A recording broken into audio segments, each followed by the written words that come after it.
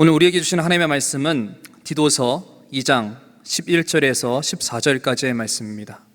디도서 2장 11절에서 14절까지의 말씀입니다. 모든 사람에게 구원을 주시는 하나님의 은혜가 나타나 우리를 양육하시되 경건하지 않은 것과 이 세상 정욕을 다 버리고 신중함과 의로움과 경건함으로 이 세상에 살고 복스러운 소망과 우리의 크신 하나님 구주 예수 그리스도의 영광이 나타나심을 기다리게 하셨으니 그가 우리를 대신하여 자신을 주심은 모든 불법에서 우리를 속량하시고 우리를 깨끗하게 하사 선한 일을 열심히 하는 자기 백성이 되게 하려 하심이라. 아멘. 여러분 그 교도소에 이렇게 들어가셨다가 나오신 분들, 출소를 하신 분들 통계를 그 뒤에 내보면 실상은 이렇답니다. 출소한 후에 5년 동안 재범을 범할 확률이 50%가 훨씬 넘는 것으로 되어 있습니다. 참 안타까운 일이죠. 나오면은 바로 이제 새로운 삶을 살겠다, 새 사람이 되겠다, 뭐 이런 표시로 또 두부를 먹지 않습니까? 들어가서 많은 고생을 했을 것이고 무슨 일이 있어도 다시 이제 들어가고 싶은 생각은 없을 것 같아요. 그럼에도 불구하고 왜 이렇게 재범의 확률이 높은 것인가? 그 이유가 있습니다. 몸은 자유가 됐는데 이 사람이 가지고 있는 어떤 인생의 목표가 있지 않습니까? 그 목표가 바뀌질 않았어요. 그러면 다시 범죄할 확률이 높습니다. 예를 들어서 이 사람 밖으로는 빠져나왔어도 여전히 돈이 인생의 목표예요. 그러면 돈 때문에 다시 범죄를 저지를 확률이 대단히 높은 거지요. 그러니까 뭘 결심해가지고 사람의 인생이 바뀌는 것 같지는 않아요. 대신에 목표를 바꿔야 합니다. 인생관을 바꿔야 돼요. 가치관을 바꾸는 것이 정말로 필요하다. 여러분 요즘에 이제 뇌과학이라는 게 점점 발전을 하고 있지 않습니까? 뇌를 이제 전문적으로 연구를 하는 것을 학문으로 만들어 놨어요. 이 뇌과학자들이 연구를 해보니까 사람의 뇌가 어떻게 움직이는가 하면 한마디로 목표 중심으로 움직이더라는 거예요. 우리의 뇌는 목표 진입적인 특성을 가지고 있답니다. 그러니까 이게 마치 유도탄과 같대요. 유도탄이 어떤 목표물을 향해서 날아가면 목표물이 도망가지 않습니까? 그러면 유도탄도 따라서 이리저리 갔다가 결국은 명중을 시켜서 마치는 것처럼 우리 뇌가 그런 식으로 되어 있대요. 중요한 것은 목표를 제대로 정하는 겁니다. 예를 들어서 여러분, 우리가 이제 날마다 숟가락을 가지고 밥을 먹지 않습니까? 밥을 먹을 때에 밥을 떠서 내 입에 넣고 배를 불리는 게 목표잖아요. 그때 과정을 일일이 계산하고 하나하나 치밀하게 연구해서 그 과정 따라서 밥을 먹는 사람이 있습니까? 지금부터 내가 이 숟가락을 몇 도 각도로 움직여서 몇 센치 정도 아래로 내려서 그 다음에 밥을 어느 정도 깊이로 퍼서 다시 어떻게 내가 내 입으로 끌고 와야 되겠다, 이걸 일일이 계산한 사람은 없어요. 그냥 밥이 목표고 내 입에 넣는 게 목표고 그 목표만 정하면 우리 인간은 그 목표를 향해서 따라가게 돼 있다, 이런 이야기죠. 자, 여러분, 예수 믿는 사람들이 구원은 받았어요. 여기 나와 있는 오늘 예배드리는 많은 사람들도 다 구원은 받았지요. 그런데 삶은 변하질 않아요. 왜냐하면 목표가 바뀌질 않았으니까. 나의 인생관 똑같아요. 가치관 예수 믿기 전과 다를 바 없어요. 그러니까 겉으로 보면 교회만 나가는 것 뿐이지 다른 안 믿는 사람들하고 전혀 다를 게 없어 보여요. 그 결과는 뭔가? 구원은 받았는데 하나님의 백성인데, 그런데 예수를 믿는 그리스도인으로서 진가가 반드시 있을 터인데 그 진가를 발휘하지는 못한다. 빛이라는 이게 이제 명분은 빛인데 제대로 빛의 역할을 못하는 거지요. 근데 이 사람들에 대해서 성경이 뭐라고 말하는가? 오늘 본문이 잘 설명을 해줍니다. 여러분이 디도라는 젊은 목회자에게 바울이 보내는 소위 목회서신입니다. 목회서신이 디모데 전서 후서가 있고 그리고 디도서가 있어요. 그리스 남쪽에 있는 크레테라는 큰 섬에서 아주 어려운 교회 환경에서 젊은 목회자 디도가 목회를 하고 있습니다. 그 디도에게 이제 목회 선배로서 바울이 주는 편지의 내용이에요. 그런데 여기를 보면 11절에 이렇게 이야기를 합니다. 모든 사람에게 구원을 주시는 하나님의 은혜가 나타났다. 구원을 주시는 하나님의 은혜가 나타났대요. 여러분들 한 사람 한 사람에게 하나님의 특별한 은혜가 나타났답니다. 이 은혜가 어떤 특별한 사람에게 나타났다는 이 표현이 상당히 주목할 만해요. 중요한 표현이에요. 여러분, 태양이 날마다 떠올라 오지 않습니까? 그런데 칠흑 같은 밤중에는 태양이 안 보여요. 내 눈에 보이지 않는다고 해서 태양이 없는 것이겠습니까? 태양은 있어요. 안 보일 뿐이에요. 그런데 먼 동이 터오면 그때 이제 비로소 태양이 솟아 올라오지요. 그래서 온 우리를 환하게 비치고 그리고 세상 모든 살아있는 것들에 따뜻한 햇볕을 부어주지 않습니까? 이런 것처럼 하나님의 은혜는 항상 있습니다. 온 천지에 하나님의 은혜가 가득할 거예요. 그런데 이 은혜가 와닿지는 않아요. 그런데 어떤 사람, 특별한 사람들에게는 하나님께서 이 은혜를 말하자면 날라다가 하나님이 손수 그 사람의 영혼에 닿게 하셨대요. 직접 하나님의 은혜를, 하늘의 은혜를 그 사람에게 전달해 주신 그런 사람들이 있대요. 그런 표현이에요. 은혜가 어떤 사람에게는 나타났다. 그렇기 때문에 하나님이 누군가를 알게 되는 거지요. 여러분이 은혜가 어떤 사람에게 나타나기 전에는 하나님에 대해서 들어도 몰라요. 아니 보아도 몰라요. 은혜가 있으면 그때 비로소 하나님을 알게 되고 하나님을 믿게 됩니다. 그러니까 예수 믿는 사람들이 참 열심히 자기 딴에는 교회를 다니면서 뭐라고 자꾸 나한테 이야기를 하는데 이 은혜가 내게 나타나기 전에는 이거 좀 별난 사람들이다. 나하고는 딴 세계에 사는 사람들이다. 저 가만히 보니까 요즘 교회가 그렇게 욕을 먹는데도 이렇게 열심히 교회를 다니는 걸 보니 이거 현실 부적응자가 아닌가 이런 생각이 들기도 할 거예요. 그런데 그 사람에게 하나님의 은혜가 직접 나타나면 이야기가 달라져요. 그때 비로소 하나님도 보이고 성경도 보이고 이래서 믿는 거구나. 교회도 예전 같지가 않고 소속감을 가지고 내가 속한 공동체 이렇게 느끼게 되지요. 여러분 성경에 의하면 여기 앉아있는 우리 모두는 하나님의 은혜가 나타난 사람, 구원을 받은 사람들이에요. 그러니까 하나님의 특별한 관심과 애정을 받고 있는 이런 사람들이다. 성경이 그렇게 우리에게 알려줍니다. 우리가 뭘 했게요? 무슨 자격과 무슨 조건이 있어서 하나님이 우리를 이렇게 특별 취급을 하시는 걸까요?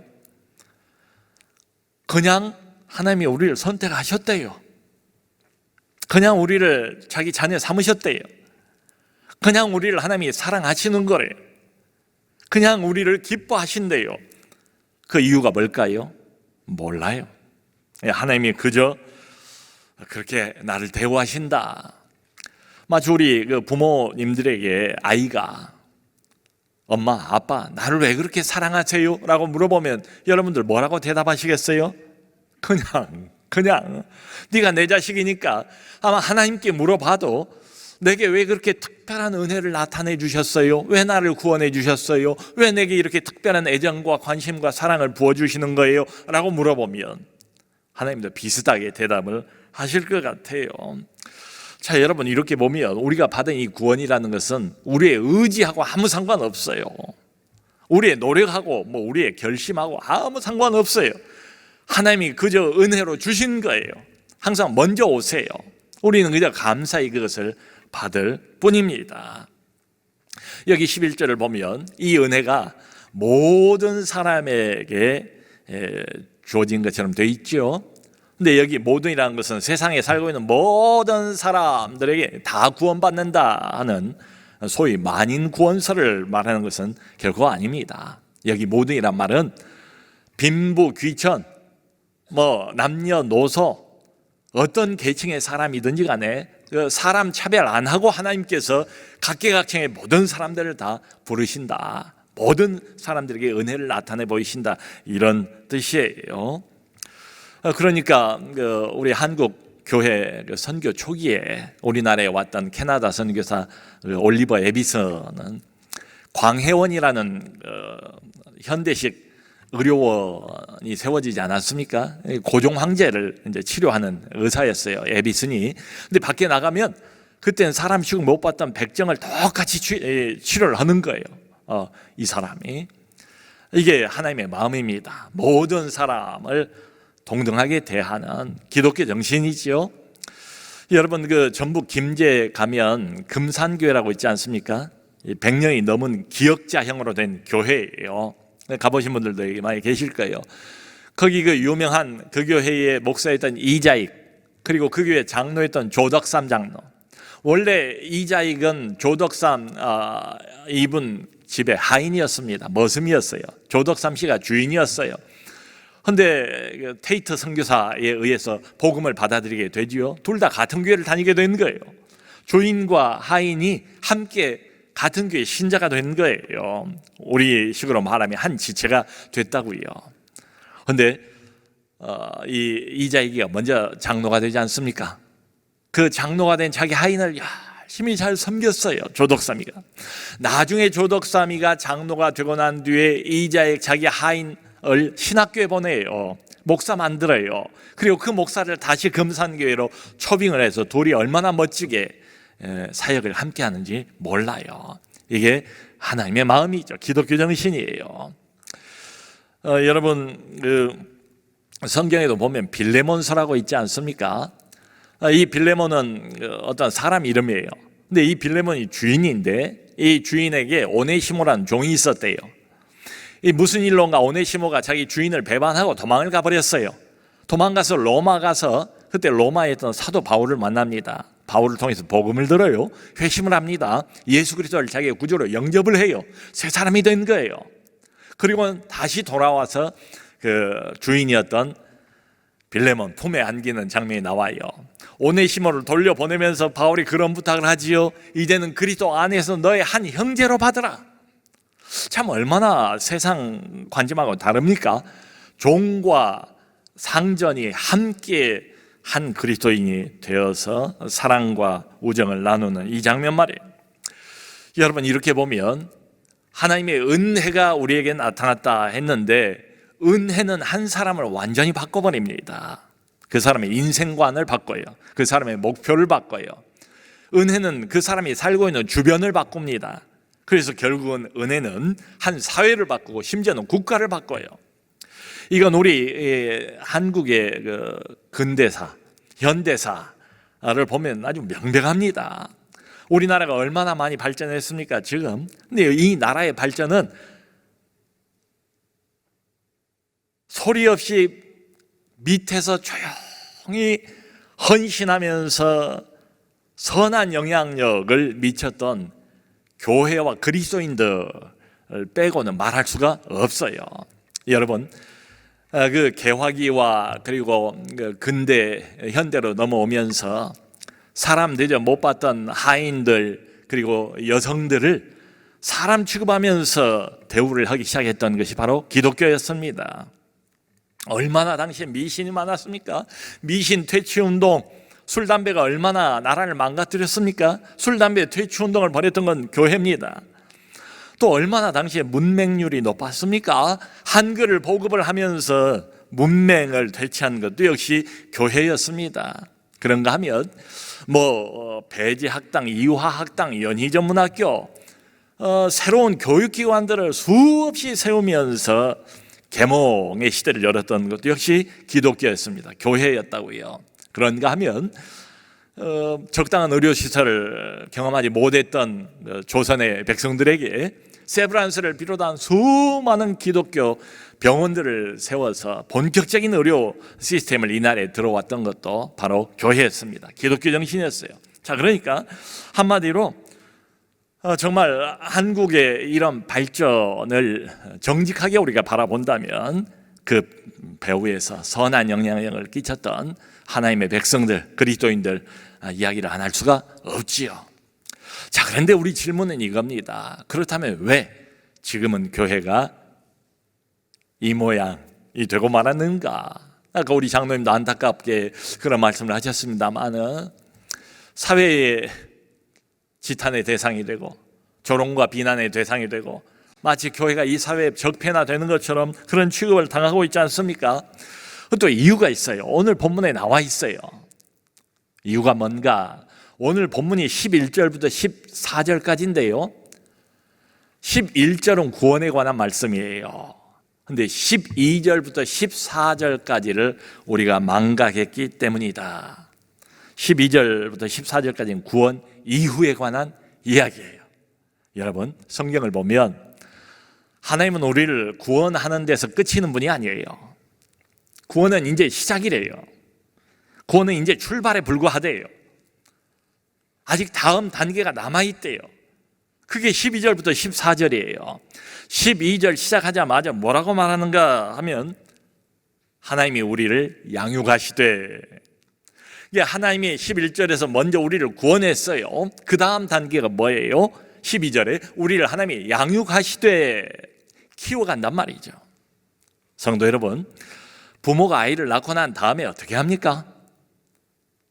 낳으면 그 다음엔 방치해둡니까? 그거 아니잖아요.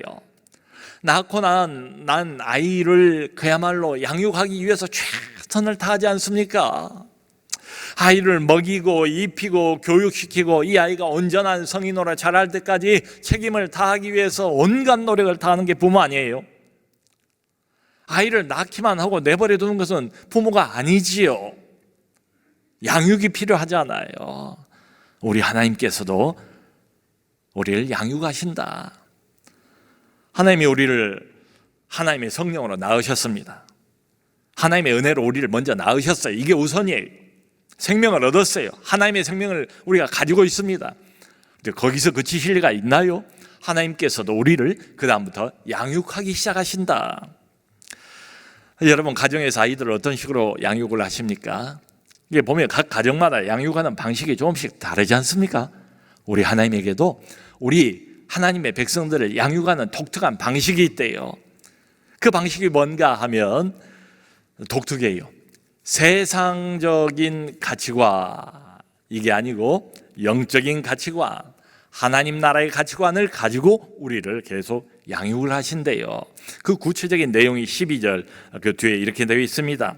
하나님께서는 우리를 양육하시는데 경건하지 않은 것과 이 세상 정욕은 버리게 하신다. 경건하지 않은 것, 그리고 이 세상의 정욕, 이건 자꾸 버리게 하신대요. 또 반대로 신중함과 의로움과 경건함은 따르게 하신다. 여기 신중함은 신중한 태도, 자세, 이걸 말하는 게 아니고요, 자기 절제를 의미합니다. 자기 절제가 있게 하시고 의롭게 하시고 그리고 경건한 것을 따르게 하신다. 그러니까 하나님이 우리를 양육하시는 방식은 크게 보면 두 가지예요. 하나는 자꾸 버리게 하세요. 하나는 자꾸 붙잡게 하세요. 하나에 대해서는 부정적이 되게 하세요. 멀리하게 하세요. 하나에 대해서는 자꾸 긍정적이 되게 하시고 자꾸 가깝게 하세요. 그 훈련을 우리는 계속 받고 있습니다. 근데 이게 쉽지가 않아요. 왜냐하면 구원은 받았는데 우리가 살고 있는 데는 어디예요? 아직 천국이 아니잖아요. 이 세상에서 살고 있지 않습니까? 이 세상은 어떤 장소입니까? 불경건으로 가득 차 있는 장소가 바로 우리가 살고 있는 이 세상이에요. 여러분, 이 세상이 얼마나 불경건한가, 이걸 알려면 멀리 갈 필요가 없어요. 딱 1시간만 뉴스를 보세요. 딱 1시간 동안만 손에 들고 있는 스마트폰을 한번 이리저리 살펴보세요. 온갖 악독과 탐욕과 쾌락과 음란과 이런 것들이 가득한 사회가 우리가 살고 있는 이 세상입니다. 현 주소가 그래요. 여러분, 대부분의 오늘을 살아가는 사람들은 하나님을 싫어합니다. 하나님이 싫어요. 그냥 싫어요. 그래서 좀 머리 좋은 사람들은 어떻게든지 하나님이라는 이 개념을 지워버리려고 애를 씁니다. 뭐 성경이 이야기하는 여호와 하나님, 그건 고대 이스라엘의 부족신에 불과할 뿐이다. 하나님이라는 이 개념은 인간이 필요에 의해서 만들어낸 아이디어지 개념일 뿐이지 실제가 아니다. 절대 진리, 성경이 말하는 이것만이 진리다, 복음만이 진리다, 예수만이 진리다, 절대 진리 이런 건 없다. 어느 누구도 우리의 자유를 함부로 구속할 수 없다, 제한할 수 없다. 우리는 자유다. 그러므로 내 욕망을 숨길 필요도 없다. 중요한 건 다른 사람 의견이 아니다. 내 느낌이다. 내 삶이 중요하다. 당신이 인생을 사는 건 오직 한 번뿐이지 두 번 사는 사람이 있는가? 그러므로 욜로 문화라는 이 특이한 문화가 계속 득세하고 있지 않습니까? 그냥 많은 이 시대를 살아가는 사람들, 특별히 젊은이들은 자기를 실현하고 이 땅의 삶을 즐기는 것, 이게 삶의 최고의 가치가 되어 있습니다. 그런 시대를 우리가 살아가요. 그러므로 여러분, 음으로 양으로 이런 영향을 계속 받습니다. 불경건의 영향, 세상의 영향을 계속 받고 있어요. 그게 어렵지요. 그 한복판에서 하나님의 양육을 받으려니까. 그런데 우리 하나님께서는 이런 세상 한복판을 살아가고 있는 우리에게 새로운 목표를 주셨다. 이게 오늘 본문의 핵심이에요. 구원받은 자들은 하나님이 정해주신 목표가 따로 있대요. 그 목표를 살 수도 있고 못 살 수도 있고 그래요. 근데 목표가 없다, 내게는 인생의 의미가 뭔지 난 모르겠다, 그건 성경을 제대로 모르는 사람이에요. 자기가 얻은 구원이 무엇인가를 아직 제대로 감을 잡지 못한 사람이에요. 자기의 영적인 정체성이 무엇인가를 아직 알지 못한 사람이에요. 하나님께서는 모든 구원받은 자, 은혜를 나타내 보여서 그 은혜가 직접 와 닿아서 은혜를 경험하고 은혜를 누린 모든 하나님의 백성들에게 새로운 목표를 주셨대요. 그게 뭔가 14절 말씀이에요. 14절에 이렇게 되어 있습니다. 그리스도께서 자신의 목숨을 주신 이유는 우리 모두를 악한 것에서 건져내시고 선한 일에 열심을 내는 그의 친백성이 되게 하려 합니다.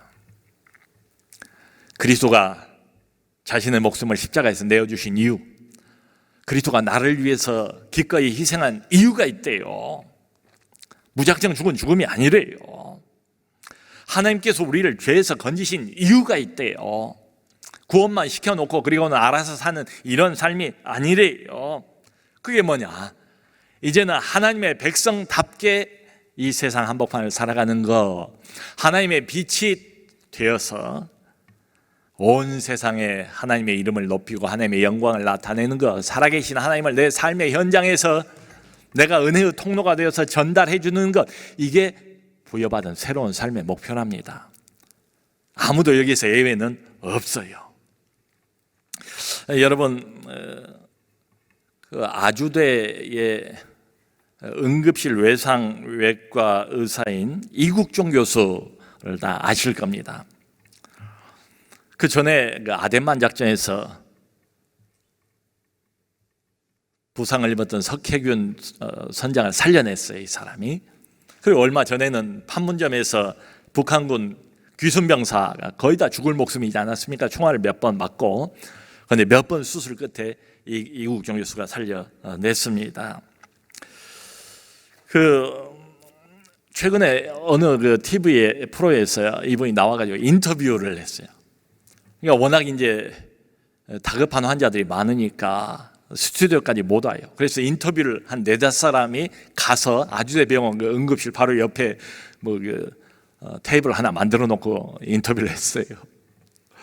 근데 인터뷰는 도중에 갑자기 스피커에서 코드 블루 이러더라고요. 그러니까 다시 일어나서 참 미안하지만 빨리 가봐야 되겠다고. 코드블루는 뭔가 하면 이제 응급실에 온 사람이니까 얼마나 급해요. 근데 이 사람이 심정지가 되거나 아니면 금방 이제 죽을 처지가 된 거예요. 그래서 이제 비상 신호인가지요. 그 소리를 듣고 바로 병원으로 또 가서 조치를 해놓고 다시 이제 그 자리로 왔어요. 그러니까 이런 참 상황은 처음이라 인터뷰를 간 사람들도 대단히 미안해하면서 참 사상 초유의 이런 방송의 참 새로운 면을 보게 되었습니다. 이국종 교수가 신앙은 그렇게 있는 사람 같지는 않아요. 공식적으로는 이제 캐톨릭 신자라고 하는데 항상 생명이 거의 꺼져가는 그 자리에 서 있는 사람이에요. 그 생명을 다시 살리기 위해서 최선을 다하고 말하자면 자기 생명을 거의 다 던지는 이런 사람입니다. 자, 그런데 이분이 여기저기에서 이제 한숨을 쉬고 한탄의 목소리를 내는 게 뭔가 하면 사람을 살리면 살릴수록 그게 돈이 되진 않는가 봐요. 사람을 살리면 살릴수록 그 병원엔 적자가 점점 더 누적이 되는 거예요. 그러니까 병원 측에서도 뭐라고 하지요? 자기를 바라보는 그 당국자들의 눈도 따갑고 좋지를 않지요. 사람들의 비난이 점점 커가고 심지어는 같은 조직 안에 있는 사람들마저도 지지를 해주지를 않더라는 거예요. 거기에다가 워낙 자기 일에 성실하게 일을 하다 보니까 지나친 업무로 인해서 한쪽 눈이 이미 실명 상태, 거의 실명 상태가 다 됐답니다. 근데 이 사람의 그 특징이 잘 웃지를 않는 거예요. 어디 가서 무슨 인터뷰를 하든 뭘 하든 웃는 걸 본 적이 없다고 그래요. 왜 웃지 않는가? 날마다 죽어가는 사람들, 삶과 죽음, 그 한 중간에서 서 있는 사람이라 웃을 일이 내게는 없습니다. 수백 명의 사람들을 살리려고 애를 썼지만 결국은 떠났어요. 그걸 보면서 웃을 수가 없는 거지요. 근데 이 이국종 교수가 얼마 전에 골든 아워라는 이제 책을 냈어요. 이제 자기 이야기를 한 거예요. 이미 이제 스타 의사입니다. 말하자면 전 국민이 다 알고 있으니까. 그런데 이 사람이 재밌게도 거기에서 여기저기에서 자기 삶을 포기하고 싶다는 그 고백을, 참 진솔한 고백을 여기저기 서고 있어요. 그러니까 그만큼 보기는 좋을지 몰라도 저런 사람이 하나라도 있어주니까 우리나라가 참 살만하다, 아직도 의인이 살아있구나, 이런 생각이 들어서 우리는 좋을지 몰라도 본인은 그야말로 날마다 죽을 맛을 경험하면서 사는 것 같아요. 그런데 제가 이제 이 교수 이야기를 하고 싶은 게 아니고, 사실은 아무 지지도 제대로 못 받으면서 홀로 고군분투하는 이 사람, 삶과 죽음의 한복판에 서서 여전히 어쩔 줄 몰라 하고 있는 이 사람에게 마치 한 줄기 비처럼 이 사람의 그 책에서 한 사람을 소개를 하고 있어요. 한 사람을. 그 사람에 대한 이야기를 하려고 해요. 그 사람 이름은 정경원이라는 사람입니다. 제가 이제 그대로 한번 책에서 인용을 해볼게요. 육군 보병사단의 대위라고 했다. 선한 인상에 눈빛이 맑았다. 내가 여태까지 살면서 보아온 어떤 사람과도 달랐다. 목소리는 크지 않아도 울림이 있어 그 음성이 가슴으로 파고들었다. 정경원을 보면서 욕심이 동했다. 이런 사람과 같이 일하면 좋을 것 같았으나 그런 마음을 애써 눌렀다. 좋은 사람은 더 좋은 일을 해야 한다. 정경원에게 그간의 내 경험과 암흑 같은 미래에 대해서 있는 그대로 말해 주었다. 그는 조용히 들었다. 내가 두서없는 말들을 끝냈을 때 얼마간 침묵이 흘렀다. 묵묵히 듣고만 있던 그가 입을 열었다. 교수님, 저는 그리스도의 가르침에 어긋나지 않는 삶을 살기를 바랍니다. 그거면 됩니다. 큰 욕심 없습니다. 예상 밖의 말이었다.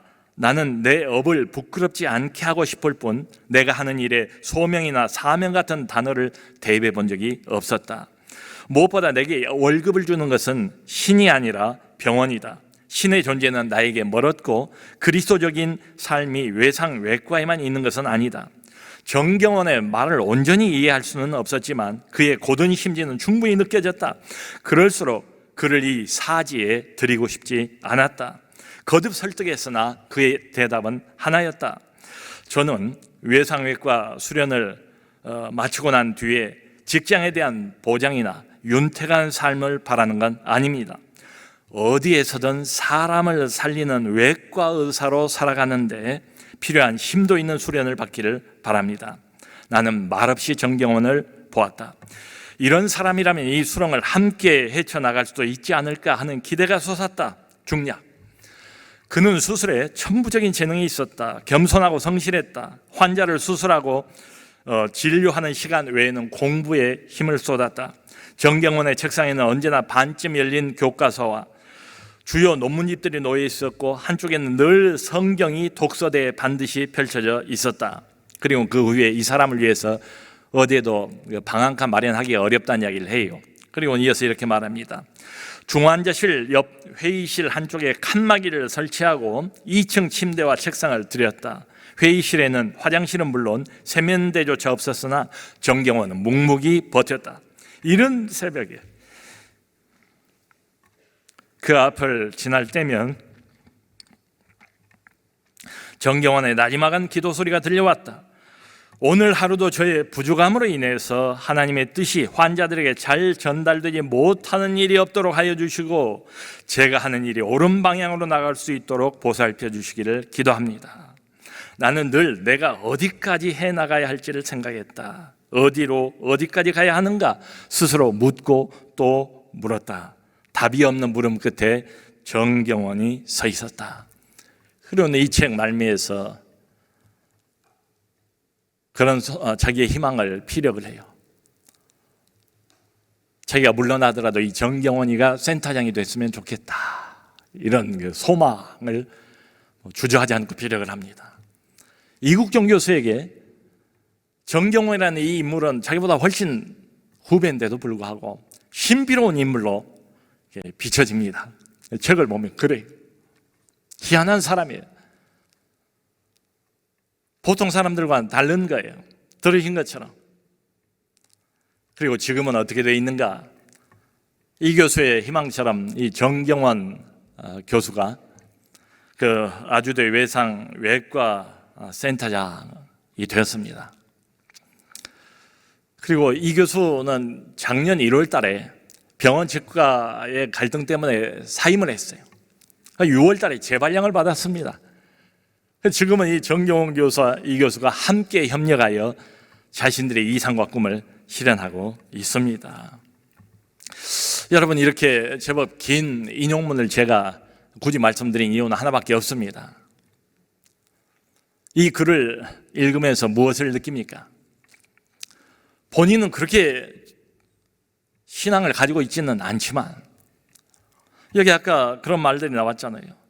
그리스도의 가르침에 어긋나지 않는 삶을 살기를 원하는 한 젊은 의사, 그저 어디에 있든지 간에 사람을 살리는 외과 의사가 되기를 바라는 한 사람, 그 날마다 근무를 시작하기 전에 하나님의 뜻이 환자들에게 잘 전달되기만을 구하면서 살아가는 어떤 특별한 한 사람, 모두가 돈 하고 사람을 살린 일에 있어서마저도 돈을 먼저 앞세우는 게 이 시대인데, 불경가는 시대의 특징인데, 모든 좋은 것들을 뒤로 하고 실력도 있고 인품도 갖추고 무엇 하나 빠진 것이 없는 사람인데 조용히 묵묵히 그 자리를 고수하는 것이 자기의 사명이라고 생각하면서 화장실도 세면대도 없는 한쪽 구석에서 굳이 갖은 고생을 다 하면서 묵묵히 견디고 있는 이 사람, 어디에서 이런 힘이 나오는 것인가? 이 교수에게는 이 정경원이라는 인물이 굉장히 격려도 되면서 도전이었던 것 같아요.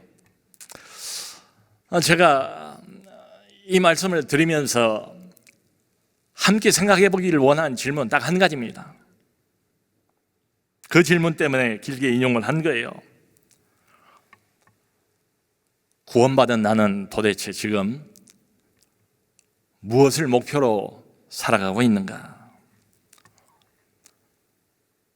하나님의 은혜가 특별히 내게 나타나서 지금도 하나님께서 나를 특별한 사람으로 취급하시고 내게 뭔가 모종의 부탁을 하시고 기대를 하고 계시는데 나는 어떤 목표를 가지고 살고 있는가?